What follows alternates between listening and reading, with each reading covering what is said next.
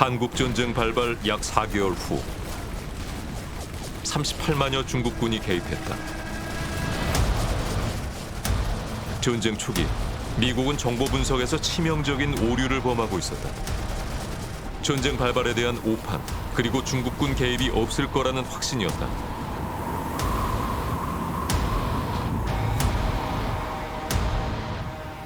공산 측도 오판을 하고 있었다. 그렇게 전쟁은 시작됐다. 한중 국경선까지 밀고 올라갔던 미군은 중국군에 막혀 후퇴했다.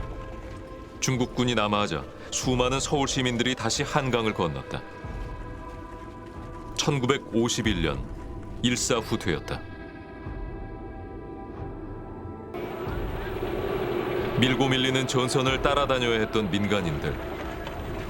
온몸으로 전쟁을 견뎌야 했다.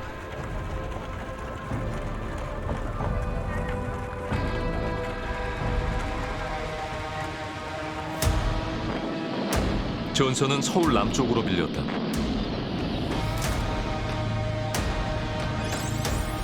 미군은 전열을 재정비, 반격에 나섰다.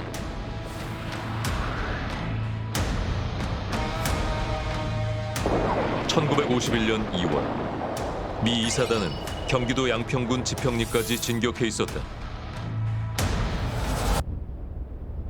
도로와 철도가 지나는 교통의 요충지였던 지평리. 당시 지평리는 미군 전선 중에서 가장 북쪽으로 돌출된 곳이었다.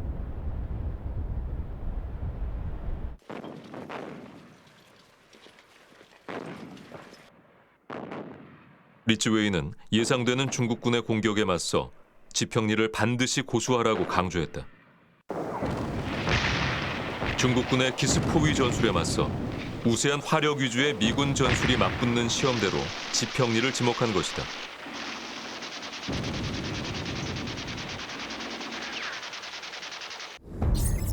중국군은 세 방향에서 미군을 포위했다.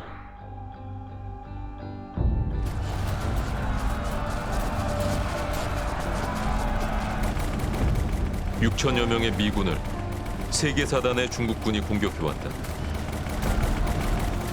수적으로 열세였으나 미군은 우세한 화력을 앞세워 중국군에 맞섰다. 적군과 아군을 식별할 수 없는 수리탄전과 육박전이 계속됐다.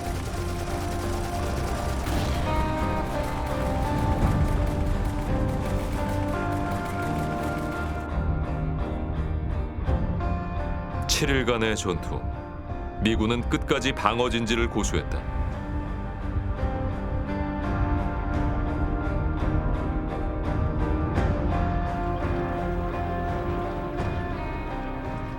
포위된 미 2사단을 지원하기 위한 작전이 실시됐다.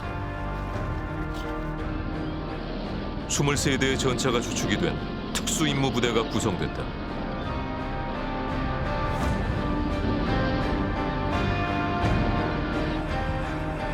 전차 부대 선두와 후미까지의 길이는 1,500m에 달했다. 6km에 이르는 적진을 뚫고 전차 부대는 2사단과 연결에 성공했다.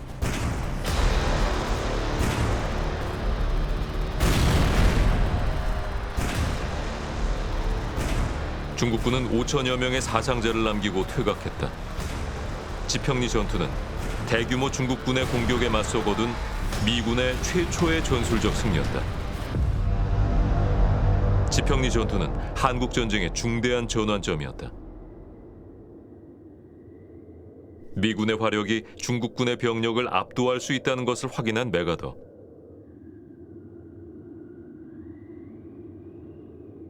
그는 중국을 완전히 굴복시켜야 한다고 주장했다. Red China's weakness has definitely been established. The lack of an industrial base and raw resources to produce, operate, and maintain even moderate air and naval power, or the heavier weapons needed in the conduct of modern ground operations. Strike back at the new enemy where it hurts most, and with the maximum power we can mount. The only hope to stop the roll of the Red Chinese military machine over Asia is to neutralize his potential while it is yet small.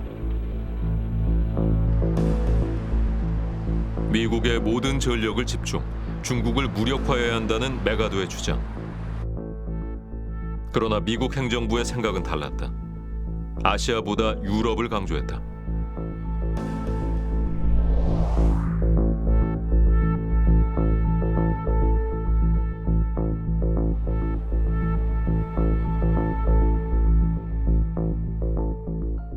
메가더는 아시아 우선 주장을 굽히지 않았다. This group of Europhiles just will not recognize that it is Asia which has been selected for the test of communist power. 유럽이냐 아시아냐. 트루먼은 이미 유럽 중시 정책으로 기울어져 있었다. 2차 대전의 영웅 아이젠하워가 등장했다. Thank you very much, sir. You ready? All right, quiet, please. General? Mr. President, I devoutly pray that the mission on which I am leaving this morning will result in nothing but peace, security, and tranquility for our various nations of the Western Atlantic. I agree with you, General, and I know that's going to be the result. You have the wholehearted backing of the people of the United States, and I know that you'll have that same backing from the 11 other nations who are in the Atlantic Treaty. Goodbye and good luck. 트루먼은 아이젠하워를 나토 사령관에 임명하면서 유럽의 미군 증강 계획을 발표했다. 메가더의 운명도 달라졌다.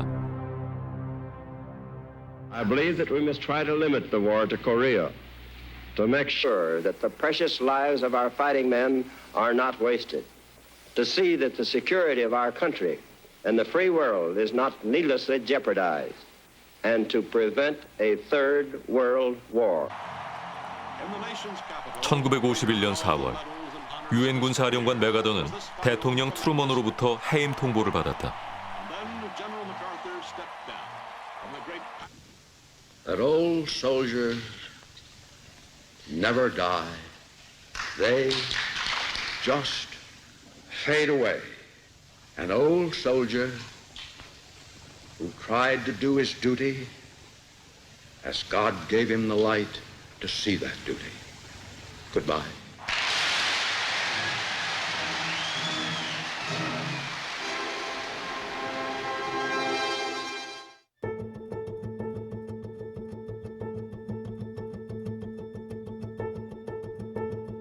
전쟁은 새로운 국면을 맞았다. 전쟁은 어느 한편이 일방적인 승리를 거두기 어렵게 전개되고 있었다. 유력한 선택지 중에 하나는 휴전이었다.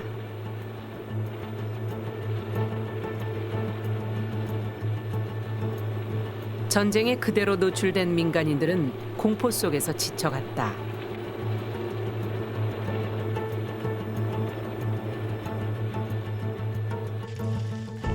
일 년 이상 이어진 전쟁. 그들은 일상의 평화를 간절히 원하고 있었다.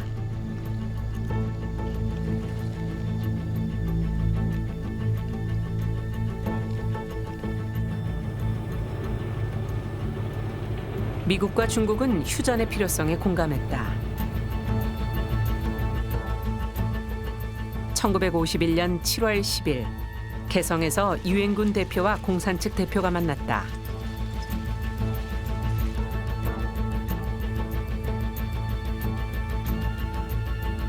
정전 협상의 시작이었다.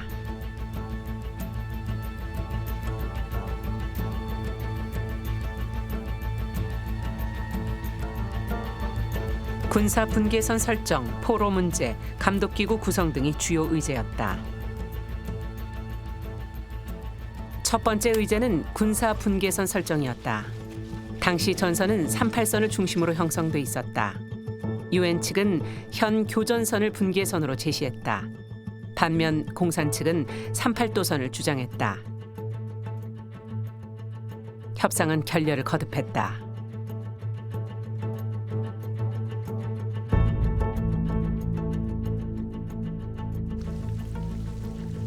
양측은 전쟁 이전의 상태로 되돌리는 정전 협상이 어렵지 않을 것이라고 생각했다.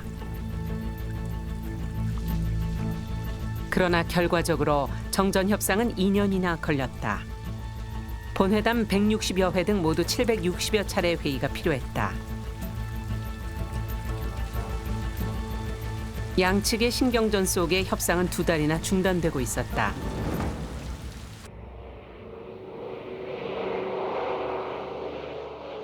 미국은 협상에서 유리한 고지를 차지하기 위해 대규모 공세에 나섰다.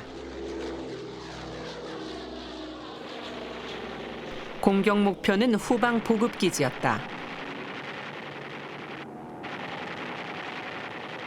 공산 측의 병참선 차단에 중점을 둬 후방기지와 전선 사이의 도로를 마비시키는 것을 목표로 한 폭격이 집중적으로 이어졌다. 이런 대규모 공세와 북한 지역의 막대한 피해는 공산 측의 변화를 이끌어냈다. 김일성이 언제 한국 전쟁을 빨리 끝내야 되겠다고 생각했는가? 51년 7월에서 9월까지 했던 하계 추계 공습입니다. 유엔의 하계 추계 공습으로 사실은 그 북한 전역이 쑥대밭이 됐어요. 미국의 전략은 적중했다. 군사 분계선 문제에서 공산 측의 양보를 이끌어냈다. 군사 분계선 문제, 38선을 더 이상 주장하지 않고 현 교전선을 군사 분계선으로 한다. 이게 가장 큰 장애물인데 여기에 대해서 유엔군 측 제안을 받아들이고 양보안을 내놨습니다. 그래서 사실은 모든 대화가 순조롭게 끝나가지고 52년 1월 달에는 기본적으로 포로 문제를 제외한 모든 게 끝났어요.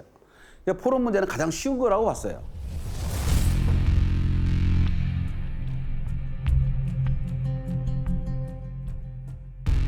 또 하나의 중요한 의제는 포로 교환 문제였다. 전쟁 포로 처리에 대한 제네바 협약이 이미 국제적으로 공인돼 있었기에 쉽게 타결될 것으로 양측은 예상했다.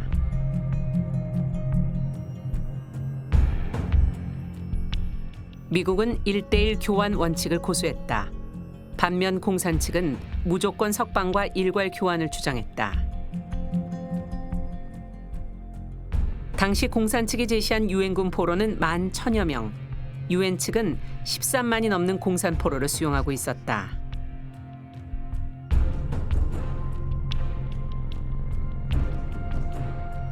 국민당 출신의 중국군 포로들은 송환을 거부했다. 중국으로 돌아가지 않겠다고 버텼다. 그러자 포로 교환 협상이 이념전, 심리전으로 변질돼 갔다. 포로 문제의 양보는 진영의 패배로 받아들여지고 있었다. 반공포로와 친공포로로 나뉜 공산 측 포로들은 치열하게 대립했다. 해를 넘겨 협상이 진행됐으나 1952년 5월까지도 포로 협상은 좀채 진전을 보이지 못했다.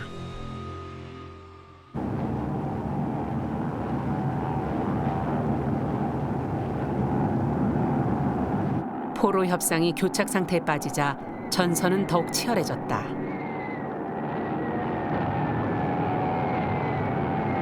미군은 북한 지역에 대한 대규모 공중 폭격을 감행했다. 폭격의 우선순위는 북한의 비행장과 발전 시설 등이었다. 52년 6월부터 시작된 폭격은 일주일간 지속되었다. 하루 평균 500대의 항공기가 동원됐다.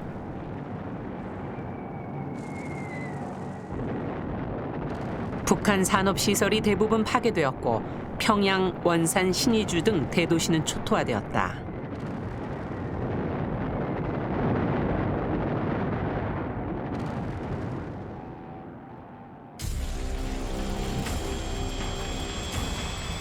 끝나지 않는 전쟁. 마오쩌둥은 한국 전쟁을 또 다른 계기로 삼으려 했다. 중국군 현대화 계획이 그것이었다. 국가의 위신을 세우고 내부 혁명을 계속하기 위한 선택이었다. 毛泽东呢，更多的是考虑整个远东，他这个战争呢再继续的话，那么一个得到苏联的这个各种装备的支持呢，有利于中国军队进一步的这个磨练，这个当时的中国的空军呢也在发展。那么同时呢，这个军队呢最后呢以后对台湾反辖都有用。这个想要拖住这个战争呢，当时毛泽东还想再拖一点。 여기에 모택동과 김일성의 의견이 또 엇갈리게 된 거예요. 결국은 아직 타결이 되지 않은 것이 포로 문제였는데 그 모택동은 포로의 전원 송환을 요구하고 김일성이는 유엔군이 주장하는 포로 송환 방법을 동의하고 이 전쟁을 일찍 종식시키자는 주장을 폈습니다. 둘 사이에 격론이 벌어졌죠. 포로 협상이 난항을 거듭한 것은 스탈린의 의중 때문이기도 했다. 그는 미군을 한반도에 묶어두려고 했다. 斯大林呢，更多的是考虑在朝鲜半岛拖住了美国，那么对于苏联来说呢，欧洲的压力可以减轻。但是无论如何呢，这两个的这个出发点不一样，但是呢，都是想再进一步要拖住美国，所以在俘虏问题上呢，就是毛泽东跟斯大林是说绝不让步，还要跟美国顶下去。总的来说，他们是有大战略，而金日成呢就想尽快结束战争，他们的区别就在这里。 마오쩌둥은 한국전이 계속되기를 원했다.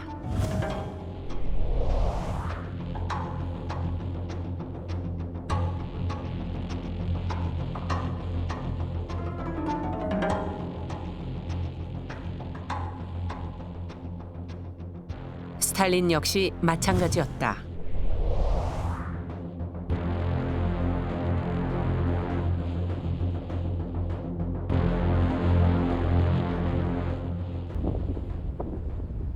정전 협상이 답보 상태에 빠져 있는 동안 전선에서는 치열한 고지전이 벌어졌다. 격전이 벌어졌던 곳 중에 하나인 강원도 철원의 오성산 일대. 중국 측에서 상감령이라 부르는 곳이었다. 최근 무역 분쟁에서 중국은 상감령 전투를 언급했다. 상감령 전투처럼 무역 분쟁에서 미국과 싸우겠다는 것이었다. 중국군은 전선의 깊은 동굴을 파고 전투에 대비했다. 我们的战壕挖多少呢？可能要围绕到地球赤道转1圈半，就这么多。我们打的坑道长度大约和我们中国的万里长城。 万里长城这个6700多公里吧，接近万里长城的这个长度。没睡好，没有睡，洞里边不是往下滴水，你卡了以后，你这舌头摁着那个石头，这样好一点。 치열한 고지전. 미군도 고전했다. Jane Russell Hill was where I first saw the most intense combat. It was in October 18th, 1952. It was we went up Jane Russell Hill. We were on one side of the slope, and exactly on the other side of the slope were the Chinese. And to be so surprised, he came out to throw a grenade. And I shocked him as much as he shocked me. He looked at me and I looked at him. It seemed like forever. But we did then, Carlos and I then knocked Bunker out.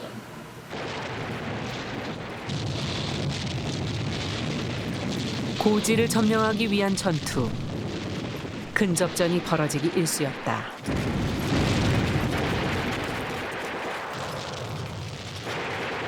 就是手榴弹啊，把手榴弹捆到五六个啊，或者炸药包啊，坦克上来了就那样人工来炸啊。那牺牲人说是那我们就是。미군은 우세한 화력을 앞세웠다. I got the call to go up there as a field artillery observer. It was really a slaughter up there. A slaughter. 미군의 파상적인 포격. 중국군이 받은 타격은 컸다.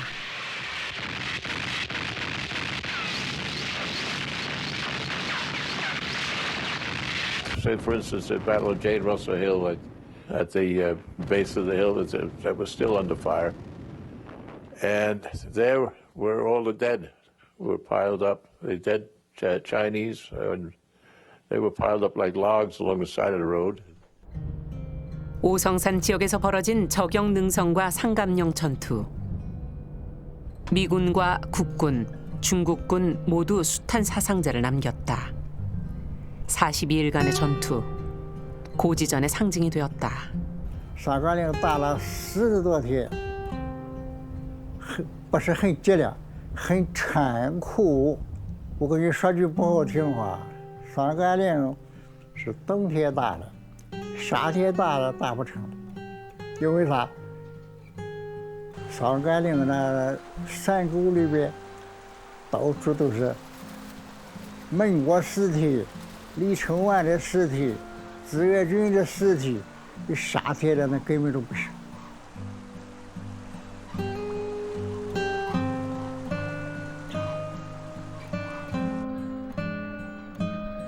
한국전쟁 당시 고지전은 유리한 정전 협상을 위한 협상장 밖의 전투였다.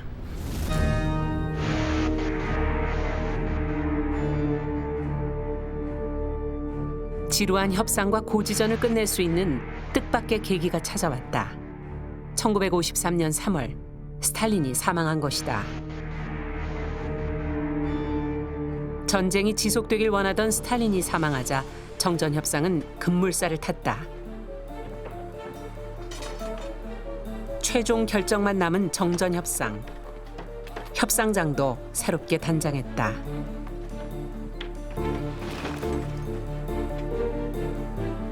새 협상장은 협상 타결에 대한 기대감을 높였다.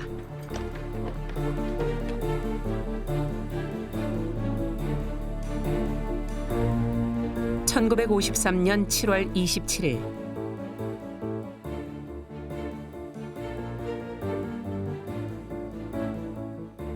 유엔 측과 공산 측 대표가 정전 협정문에 서명했다. It is, however, only a step toward what must yet be done. The task now is to put the ceasefire agreement into full effect as quickly as we can and get down to working out an enduring settlement of the Korean problem. 정전 협정 완결을 위한 1954년의 제네바 회담. 전후 한반도에 관해서 어떤 선언이나 합의도 이끌어내지 못했다. 그 전쟁 자체가 사실 어느 일방의 승리로 끝나지 않고 전쟁을 통해서 진행이 됐던 갈등이라는 게 풀어지지 않은 상황에서 한반도에서 정전협정이 맺어지는 거죠. 그러니까 어느 일방의 승리로 끝났으면 전쟁의 책임 문제, 배상 문제, 이후에 뭐 평화 체제를 어떻게 가져갈 것이냐의 문제를 이긴 쪽이 중심이 돼가지고 얘기를 해 나갈 수가 있는데 이건 이제 이해관계 충돌이 일어나는 겁니다. 그 안에서. 그러니까 이해관계 충돌이 남북만의 이 이해관계 충돌이 아니고 사실은 미국과 중국 간의 이해관계 충돌이 또 일어나게 되는 거죠. 전쟁은 끝나지 않았다. 한반도에는 새로운 군사 분계선이 등장했다. 정전협정 당시의 전선을 기준으로 한 경계선, 휴전선이었다.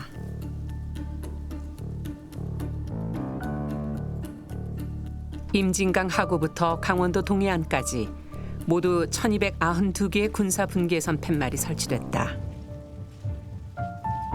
양측은 군사 분계선에서 각각 2km씩 모두 4km에 이르는 비무장지대 설치에도 합의했다. 정전협정 당시 군사 분계선이 분단선으로 고착되고 말았다.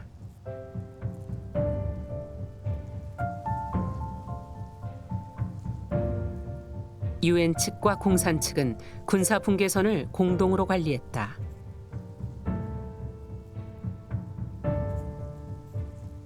길고 긴 대치의 시간이 시작되었다.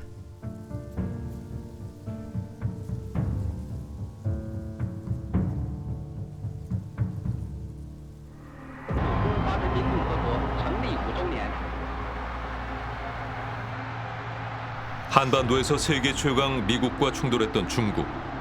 한국 전쟁은 중국에 큰 영향을 끼쳤다. 中国的朝鲜战争参战，坦率地说，对之后中国几十年的发展战略都产生重大的影响。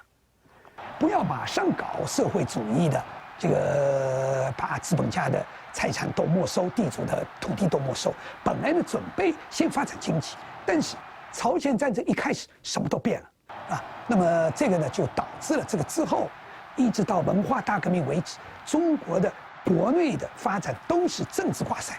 毛泽东后来搞了大跃进政策，甚至到文化大革命，都是认为经济呢是第二位的，而政治是第一位。这个思想都是在朝战时候形成的。 마오쩌둥은 경제 부흥을 위한 대약진 운동을 펼쳤으나 실패했다. 이후 문화 대혁명 운동을 전개, 중국 사회를 뒤흔들었다. 경제보다는 정치에 주력하고 있었다.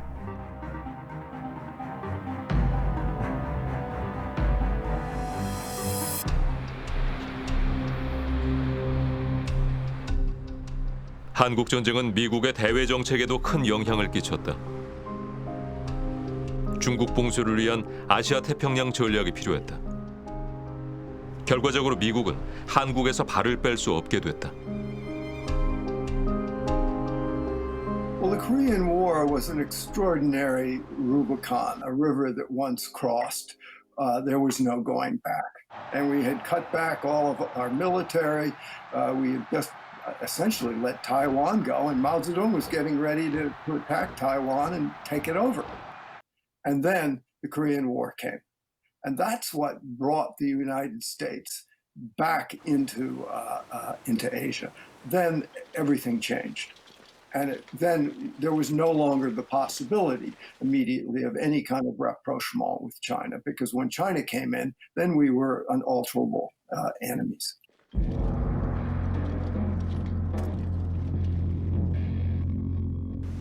정전협정 체결 이후 남측 비무장지대 관리는 미군이 담당하고 있었다.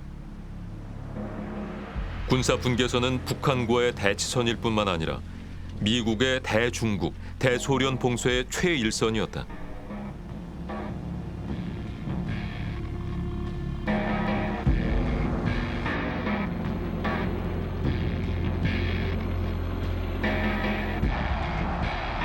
전쟁 후 북한은 군사력 증강에 나섰다. 병력을 늘리고 무기 현대화도 추진했다.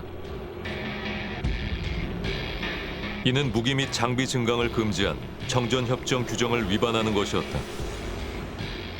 정전 체제는 불안정했다.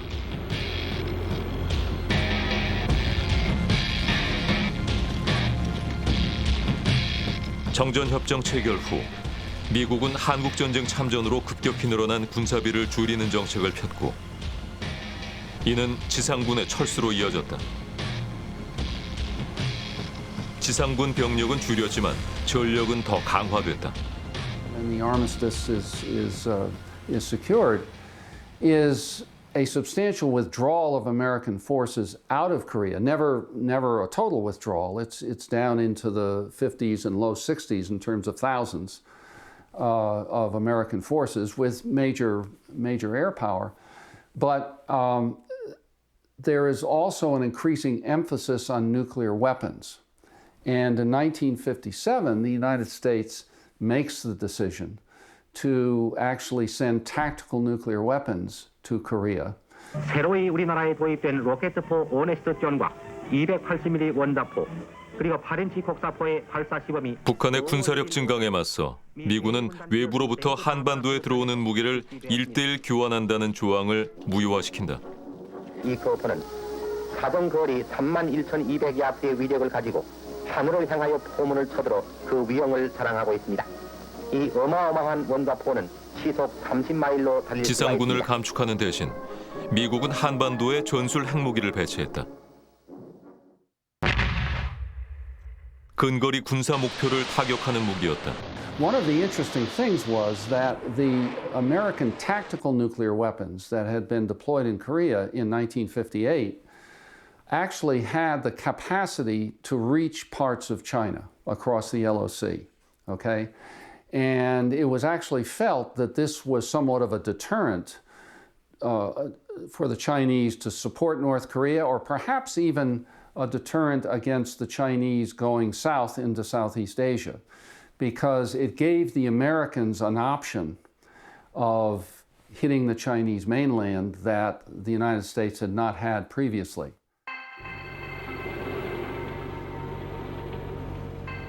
중국도 핵무기 개발에 박차를 가했다. 자본도 부족하고 기술력도 전무했던 중국. 50년대 말 소련의 지원으로 핵무기 기술 도입을 시도했다. 그러나 중소 관계가 악화되면서 중국은 독자 개발에 주력했다.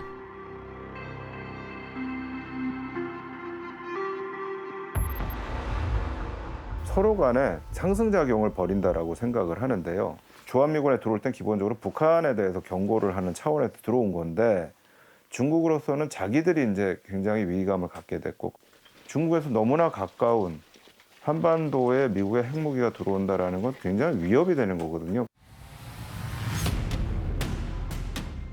대약진 운동 실패 등 경제적 어려움 속에서도 핵무기 개발에 매진한 중국.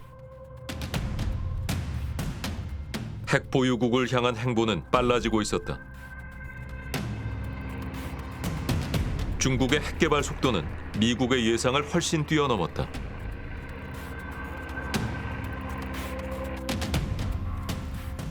중국이 핵 보유국이 되는 것을 막기 위해 미국은 특별한 대책을 수립했다.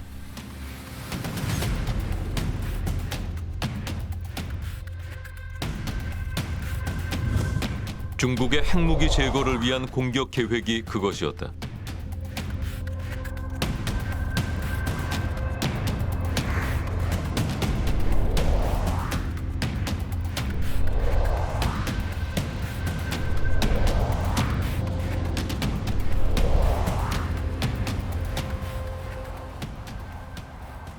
But they would just rebuild those facilities underground or in hidden areas, and they would end up with nuclear weapons anyway. The same thing happened with China. The United States and the Soviet Union, by the way, both thought about attacking China and eliminating its nuclear facilities, and therefore preventing China from acquiring a nuclear arsenal.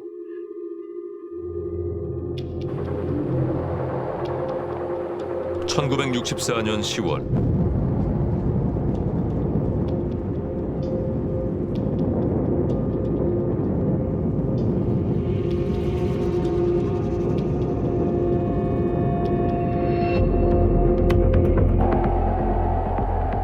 중국이 핵실험에 성공했다. 중국은 순식간에 군사 강대국 반열에 올랐다. 중국의 핵 개발은 미중 관계뿐만 아니라 세계 질서의 변화를 예고하는 것이었다. 미국의 입장에서는 중국이 핵을 가지니까 동남아시아가 이제 무서워지는 거예요. 그러니까 중국이 만약에 그 힘을 동남아시아로 더 확장을 하게 된다 그러면, 사실 미국이 가장 중요하게 아시아에서 생각했던 게 일본인데, 일본이 경제적으로 부흥을 하기 위해서 제일 중요한 배후지가 될 수 있는 동남아시아를 잃을 수가 있거든요. 그러니까 베트남이 무너지게 되면 이제 중국의 힘에 의해서 베트남이 공산화된 이후에 이게 서쪽으로 확대가 되면서 동남아시아 전체가 다 공산화가 될 수 있는 게 아니냐. 이제 1960년 베트남 전쟁이 발발했다. 당시 베트남은 북위 17도선을 경계로 남북으로 분단된 상태. 북베트남은 중국의 지원을 받고 있었다.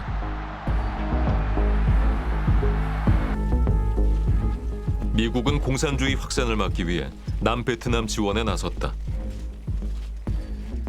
There's no question that the Americans, to a considerable extent, felt they needed to save Vietnam because of the fear of China. 3 times in my lifetime, in 2 world wars and in Korea, Americans have gone to far lands to fight for freedom. We have learned that a terrible and a brutal cost. That retreat does not bring safety, and weakness does not bring peace. And it is this lesson that has brought us to Vietnam. 1964년부터 베트남전에 개입한 미군, 고전을 면치 못했다.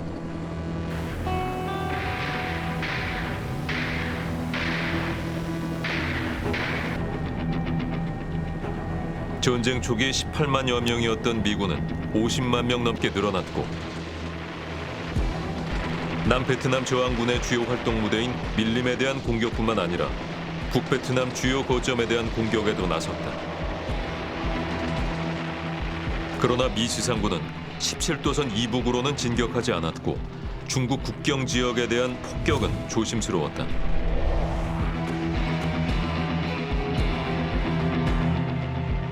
중국 개입에 대한 우려 때문이었다. 한국전 당시 38선 이북으로 진격해 대규모 중국군과 충돌한 경험이 베트남전에도 영향을 끼친 것이다. There was the lesson that you don't want China to intervene, and therefore you can't try and unite Vietnam. You have to not cross, in this case, the 17th parallel as opposed to the 38th parallel. Because if you do cross the 17th parallel with ground troops, now not air, but ground troops, then that would greatly increase the prospect that China would intervene. 베트남전에서 미군 약 5만 8천여 명이 전사했다. 1972년 북베트남군은 대대적인 공세를 펼쳤다. 전쟁은 10년 넘게 이어지고 있었다.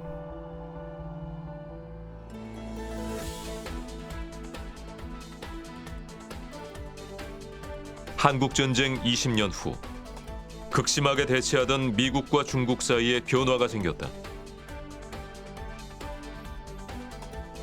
베트남전의 수렁에서 빠져나오고 싶었던 미국의 닉슨 대통령이 중국에 손을 내밀었다. 그동안의 고립에서 벗어나고자 했던 중국이 그 손을 잡았다.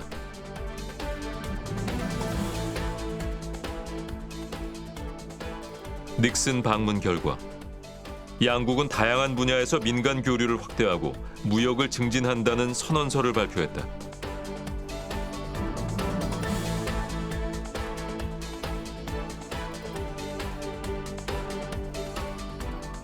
중국은 개방을 선택했다. 中国的这种自我封闭局面都是从朝战开始的，所以邓小平要改革开放呢，他就首先要跟美国的彻底的和解，从这个时候才中国真正走入了改革开放。这个意义上说是邓小平时代，中国才真正开始否定了朝鲜战争开始的国内的政治外交战略。 1978년 중국의 최고 지도자가 된 덩샤오핑은 더 과감한 선택을 했다.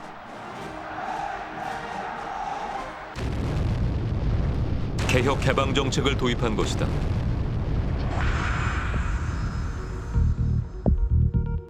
덩샤오핑의 시도는 성공했고 중국을 고도 성장 국가로 이끌었다.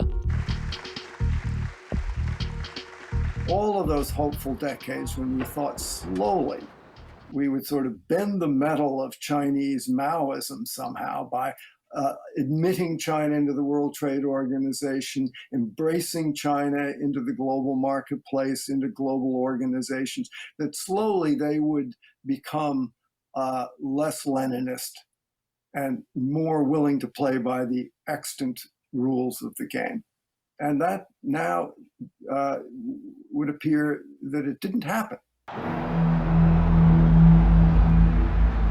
中华人民共和国万岁! 개혁 개방 정책의 성공으로 힘을 축적한 중국. 2013년 시진핑은 새로운 구상을 발표했다. 이른바 1대1로. 현대판 실크로드를 구축, 중국과 유라시아 국가들을 경제 벨트로 묶는다는 계획이었다. 대륙 노선 3개, 해양 노선 2개 등 모두 5개 노선으로 추진하고 있는 1대1로. 모두 100여 개의 국가가 관련돼 있다.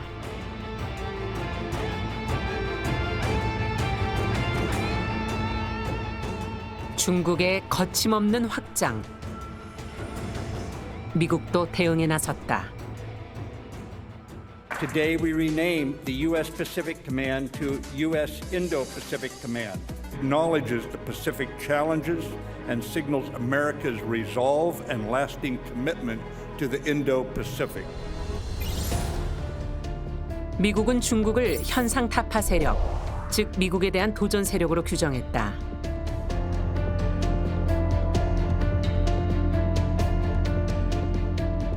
두 세력이 첨예하게 부딪히는 곳이 남중국해다. 중국은 필리핀, 베트남 등 주변 국가들의 반발에도 불구하고 인공섬을 설치하는 등 세력을 확장하고 있다. 战略地缘战略上的这个意义中国坚持认为中国有权利在这个西太平洋，特别西太平洋西部得到自己的战略权利，因为这个关系到中国实现这个台海两岸统一，关系到中国所认为它在南海的主权和海洋权益，关系到中国认为它根本的，特别是面对美国的战略安全特别是海洋方面的战略安全。 미국의 전통적인 세력권이었던 태평양. 이 지역에 대한 중국의 군사력 확대는 미국에 대한 강력한 도전으로 받아들여지고 있다.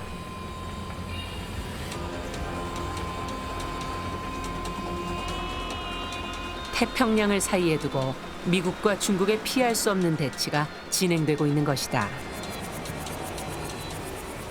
China is going to try to become a regional hegemon. It wants to be the most powerful state in Asia by far, and it wants to drive the Americans out of Asia. Now, from China's point of view, this makes perfect sense. If I were a Chinese decision maker, I'd want to be a regional hegemon. The problem is that from an American point of view, this is unacceptable. The Americans don't want China to dominate Asia the way we dominate the Western Hemisphere. 미국과 중국, 두 강대국의 대치는 무역 갈등을 넘어 이데올로기와 체제 경쟁으로 확산되고 있다. 서로에 대한 불신이 쌓여가고 있는 것이다. 那么中国认为美国的意识形态不但是极为歧视和排斥和力图颠覆中国共产党对中国领导，而且美国意识形态还是帝国主义的。美国顽固的主角中国获得自己应该有的战略权利。 We have very, very different political systems and values. So there gets to be a global competition, not only for who's going to win the global market or who's going to get the larger share, but also what kind of governance will those investments bring? Will those ties bring? Will it be authoritarianism, Leninism, a la Xi Jinping, or will it be, open, sort of more democratic, liberal democratic forms of governance? So the stakes now are very high, and it's become much more than a trade struggle. It's become an ideological struggle, and that's why people talk about us entering a second Cold War.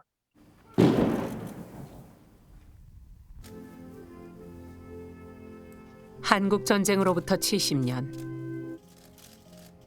끝나지 않은 전쟁. 그 흔적은 여전히 뚜렷하고 상처는 아물지 않고 있다.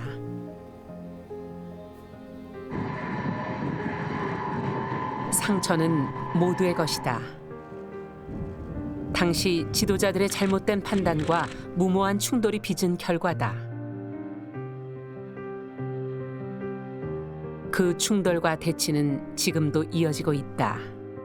70년 전에 했던 잘못된 판단, 잘못된 계산이 결국은 어떤 비극을 가져왔는가 또 이후에 세계사 쪽으로 어떤 영향을 미쳤는가라는 것들을 고민을 하고 그로부터 교훈을 얻는다면 현재 있어서의 미국과 중국 또 사실 미국과 중국과 서로 연결이 돼 있는 국가 지도자들이 어떤 판단을 하느냐라는 것이 향후 저는 50년, 100년의 미래를 좌우할 수 있을 거라고 생각을 합니다. 그래서 그걸로부터 저는 좀 교훈을 얻어야 되는 게 아닌가.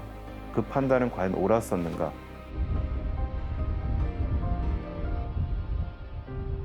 오판과 충돌, 그리고 70년의 대치와 갈등. 전쟁을 다시 말하는 것은 그 반대편 언덕 평화로 가기 위해서다. 전쟁의 유산, 역설적이게도 그것은 평화다. 꼭 그랬어요. 고치기 전에요? 예, 예. 그날 우리들 앞날에 희망이 있었습니다. 그 희망이 지금 70년이 지나고 지금도 있는 거예요. 우리들 앞에 희망이 있습니다. 그 평화입니다. 평화 위에 우리가 합쳐야 돼요. 영원히 합쳐야 돼요. 합친다고 하는 것은 영원한 문제야. 가능성. 우리들 여러분께 가능성을 얘기하고 싶어요. 나는 하면 되는 거예요. 여러분의 앞날을 여러분이 하는 거예요. 나는 100살 넘은 사람이야. 여러분이 앞날은 여러분이 결정하는 거예요.